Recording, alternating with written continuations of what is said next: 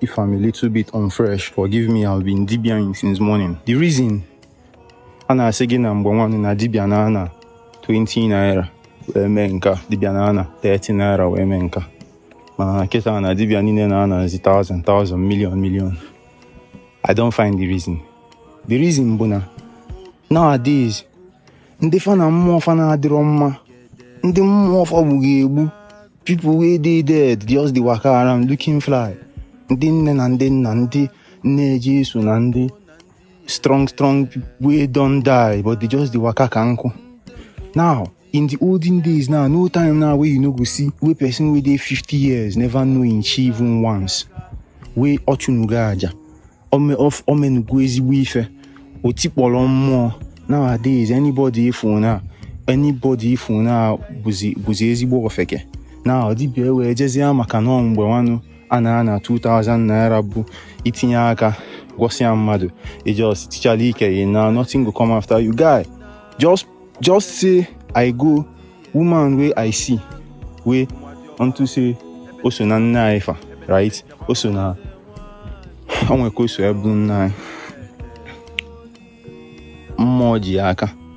Me now come put body say maybe this woman na me dey send make I go help him. I can't go put body. Come just say him and me I still dey learn. I can't be like make I actually go afa for this woman before I do wetin come my mind to do for him, which is actually idokwalia umuokpo. I can't go afa can't talk say na the thing where I dey think wey mmụọ gwam wey be their problem. Ndị iche umuokpo. Now that thing now no still remove me from helping him. But now my bro now don't go sleep now. Can't see where I don't go wear gloves. Where one person don't deceive me, I don't go wear gloves. Wear stockings. Wear clothes we no understand. Can't the enter motor we no consign me. Person motor now I want go enter because say I no want put handle. I want just come her house odebo ogidisinani. I say I'm gonna any figure me. I no want put hand.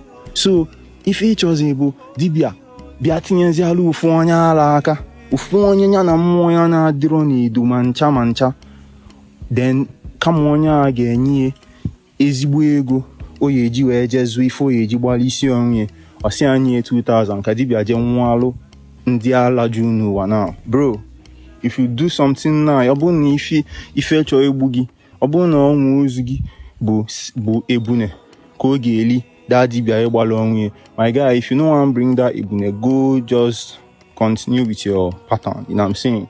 That's not the thing. No be I know, and I had that support Jesus Christ behavior where church where they idolize all the bad things for this world. I make the leader of everything. Jesus Christ behavior. It means I get sigi wana. Waiting I do way I don't enter moto. Obinagu ndembo nandi egede.